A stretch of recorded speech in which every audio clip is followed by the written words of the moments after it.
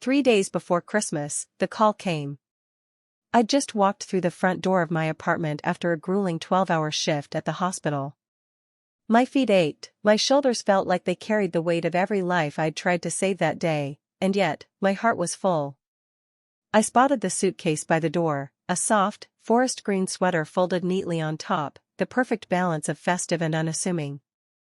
Inside were gifts carefully chosen for each member of my family, and a bag of rosemary for the stuffing. They'd begged for it for years, never once acknowledging that I was the one who made the stuffing magical.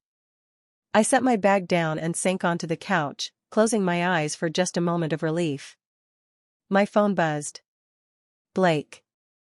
I assumed he was checking on details, like who would drive us to Grandma's or whether Aunt Lou needed extra napkins. But when I answered, his voice was tentative. "Hey. Savannah's coming to Christmas, right?" he asked, his tone too careful. "She's really sensitive about vibes. And with your work, sometimes the energy can feel heavy. You know? So it might be better if you sat this one out." "Nothing personal." I blinked. Heavy. My career, caring for elderly patients, comforting families, guiding people through their final days, was heavy? My stomach twisted. I didn't argue. I simply heard him out. When my mother called an hour later, her voice was gentle, almost sing-song, but beneath it I heard steel. "Honey, we're just trying to make things easy for everyone," she said. "You know how delicate Savannah is. It could cause confusion. Honestly, we might not even answer the door if you show up." The moment passed into stillness. I didn't cry, didn't shout. I whispered, "Okay," and hung up. Then, silently, I opened my banking app. I canceled the mortgage payment. I froze my car loan top-up. I diverted all savings into an emergency fund. I decided, in that instance, I would no longer be the silent backbone holding every piece together. For the first time, I felt free in my silence. I had always thought my family's behavior was normal. As the eldest child, I'd been their trial run, as Dad used to joke, right before slipping Blake the bigger slice of cake. Blake, the golden boy, effortlessly creative, endlessly charming, the miracle baby after years of trying. Me? The reliable firstborn who knew math before kindergarten, who carried the weight of expectations with unwavering determination. When Blake was 6, he turned our living room walls into a canvas of wild drawings. My parents called it expressive. When I broke a bowl helping set the table, I was careless and told to pay more attention. When Blake brought home a participation ribbon, it stayed on the fridge for a week. When I earned straight A's, the paper vanished into a drawer. Once, I left my perfect grade point average report on the kitchen counter in hopes of praise. It never came. And yet, I pressed on. I graduated early. I inhaled textbooks on sleep-deprived nights and earned my medical license faster than most. I became a geriatric doctor because I believed every life, no matter how frail or forgotten, deserved dignity, compassion, and respect. At the hospital, I held trembling hands, offered gentle words, and bore witness to stories that few wanted to hear. That Christmas, as I packed the last of my things into a duffel bag, extra blankets, holiday cookies I'd baked in my tiny kitchen, a Christmas tree ornament for Grandma, I felt a sorrow I hadn't anticipated. Not because I was excluded, but because I realized how long I had allowed myself to be invisible. How I'd let their indifference become the measure of my worth. Outside, the sky was a bruise of icy violet, and the wind quailed around me like a warning. Yet, something in me shifted. I refused to accept that I was too heavy to sit beside a glowing tree, to laugh at Dad's corny jokes, to pass the rosemary stuffing I had so lovingly prepared. That afternoon, I drove away from the house I had called home for 30 years and toward a place I had never dared to imagine, a rented cabin by a frozen lake, halfway between my apartment and my family's town. It was small, with a single room, a fireplace, and windows that framed the pines dusted with snow. I unloaded my bags, lit a fire, and arranged the gifts on a simple wooden table. The forest green sweater, so carefully chosen, lay across the back of the only chair. I cooked the stuffing in a well-worn cast-iron skillet, the rosemary scent mingling with the pine needle air that seeped through the cracks in the window. I made extra, because giving is the only way I know to fight back against being unseen. I wrapped the skillet in foil, tucked it in my duffel along with the cookies, and slid my keys into my pocket. When the world felt too cold, I reminded myself, sometimes family isn't just the people related to by blood. And sometimes, you have to leave the places that hurt you to find the warmth you deserve. So I set out into the snow, one determined step at a time, toward strangers who might need comfort, toward friends who had become family, toward a new kind of Christmas, one where I controlled the light. 3 days before Christmas, the silence in my bank app felt like thunder. I remembered the morning Blake called, his voice tremulous. His big freelance assignment had fallen through, and he needed money. Without hesitation, I wired him what he asked, no questions, no expectations of repayment. To my family, though, Blake was always the shining star, I was merely the reliable one who showed up on time and never complained, until I finally did. There's a peculiar pain in being the person everyone counts on but nobody truly sees. I was the fixer, the helper, the invisible safety net beneath every family emergency. I quietly covered the cost of their broken water heater last February, spotted the overdraft on Mom and Dad's joint account before they even noticed, and booked Blake's Thanksgiving flight when he'd spent his savings on camera equipment. Every text, every call for help, I answered. Co-pays for Mom's physical therapy? Paid. Blake stranded on the roadside for the 3rd time? New car battery arrived within days. I never said no. I told myself it was love, maybe obligation, perhaps just habit. But the night I was told to stay away from Christmas, I saw the pattern. My contributions went unnoticed until they ceased, while every discomfort they felt without me was magnified. When I was there, my quiet seriousness was labeled too intense. When I was gone, life became lighter, easier, more fun. Love or habit, my help only mattered when it was convenient for them. So I opened my banking app and paused every recurring transfer. The $800 monthly toward their mortgage, gone. The rainy day fund I'd built for family crises, locked. The $1,200 Blake still owed me. I knew it might never return, but I refused to let another penny of mine vanish into thankless hands. This was the invisible support they'd taken for granted. Now, its absence would speak louder than any argument. I didn't announce my decision. No social media post. No prolonged silence or cryptic quote. I simply let the quiet settle around me, and with it came the strange comfort of reclaiming my own life. On Christmas morning, I sat alone in my apartment, sipping hot tea from my favorite mug, wrapped in the blanket that smelled faintly of rosemary and fresh laundry. The tree stood unlit in the corner, gifts I'd once wrapped resting untouched on the coffee table. I didn't cry. I didn't light the tree. I barely moved. In that stillness, I felt peace for the first time in years. The next day, my phone buzzed 3 times. First, a missed call from my mother. Then a text, "You've done enough damage already." My heart sank. Finally, a call from Aunt Claire, Dad's sister, the one who still sent birthday cards with handwritten notes. "Are you okay?" she asked gently. "They're saying you ruined Christmas, but you weren't even there." "Ruined it?" I echoed, voice hollow. "Yes," she sighed. "There was an argument with Savannah, Blake's girlfriend. She saw an old photo of you in the living room, recognized you as Dr. Lauren Ellis, the woman who saved her grandmother. She stormed out early, upset. Blake blamed you for the mood shift." My chest tightened. My years of quiet devotion, reduced to a scapegoat for someone else's discomfort. That evening, Aunt Claire called again. She'd learned more. Savannah had mistaken my absence for rejection, believed my work made me incapable of warmth. In trying to protect her sensitive soul, my family had severed ties with the one person who truly understood care. I closed my eyes, vision blurring with unshed tears. But beneath the ache, something new blossomed, clarity.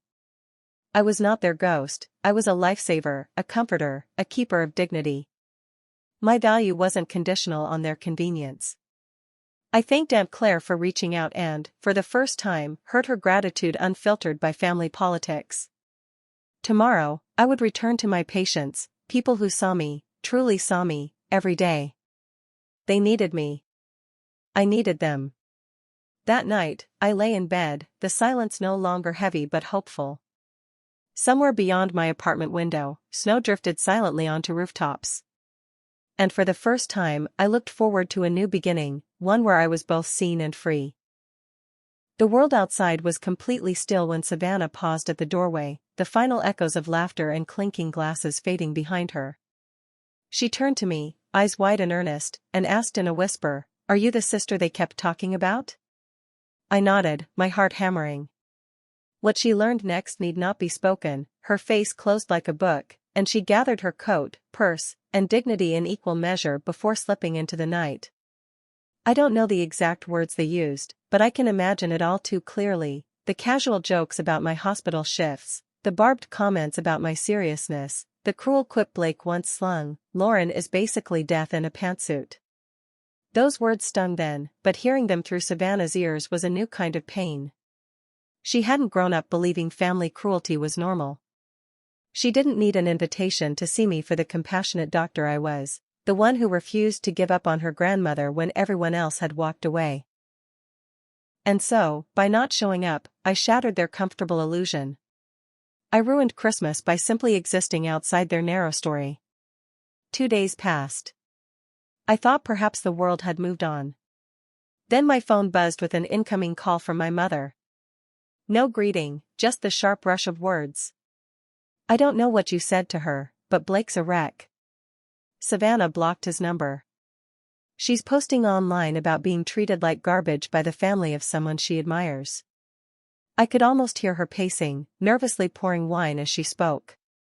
"She tagged your photo," my mother continued, voice tight. "She said you deserve better than polite smiles that hide cruelty. Now Blake's being blacklisted in her art circles in New York. His future's on the line." I almost laughed, at the absurdity of it all. After years of making me invisible, they suddenly cared about the consequences of my absence, as if my silence had become their worst PR nightmare. My mother pleaded, "Please, reach out to her. Clarify everything." As if I were their family's press secretary, called in to smooth over the fallout of their own neglect. I didn't promise. I simply whispered, "I'll think about it," and let the line go silent. That evening, curiosity drew me to Savannah's post. It wasn't loud or bitter, it was gentle and true. "I will never forget the doctor who saved my grandmother's life." I walked into a family celebration expecting laughter and warmth, only to hear polite jokes at her expense. It shattered me to see someone so kind dismissed by those who should have loved her most. Some people hide cruelty behind smiling faces and holiday lights. But the moment I saw that old photo, I remembered what real compassion looks like, and it wasn't at their table. She never used names, yet everyone knew exactly who she meant.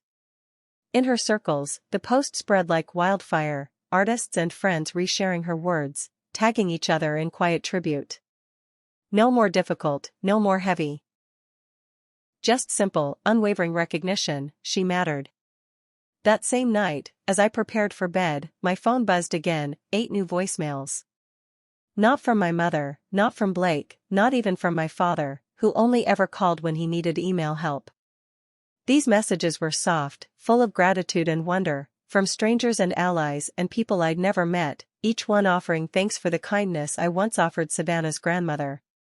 I lay in the dark, the glow of the screen dancing across the ceiling, and felt something I hadn't in a long time, the quiet triumph of being seen. For the first time, my worth wasn't determined by their convenience or their convenient misery.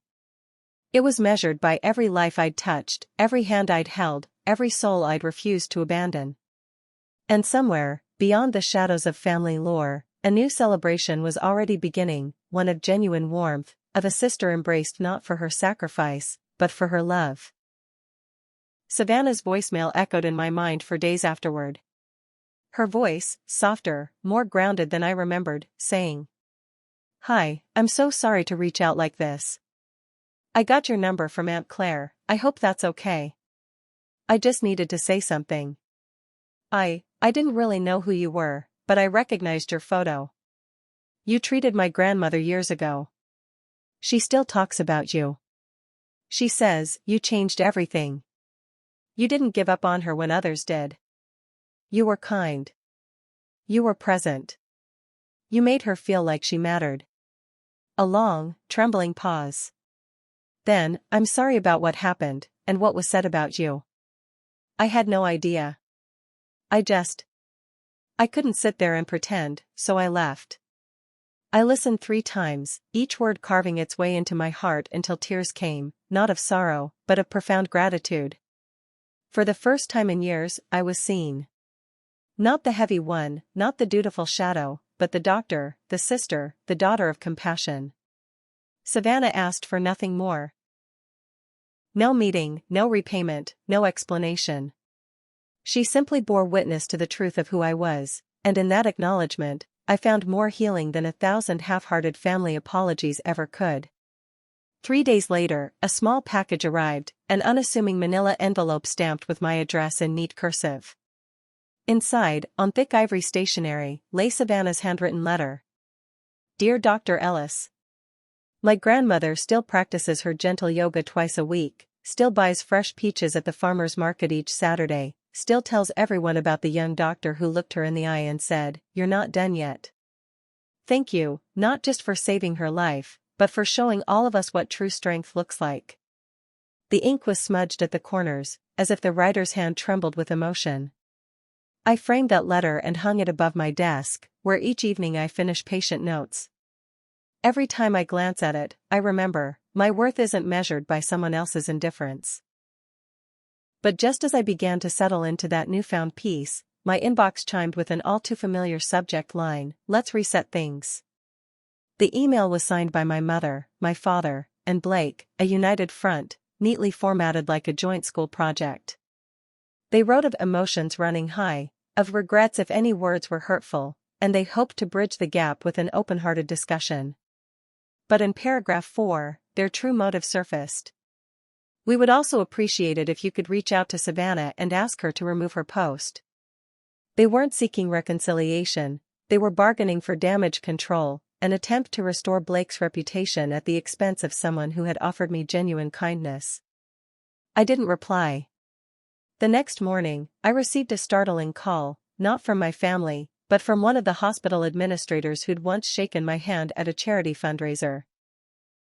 My father had phoned him, suggesting, in hushed, worried tones, that I was emotionally unstable and might be unfit to continue caring for vulnerable patients. My breath caught in my throat.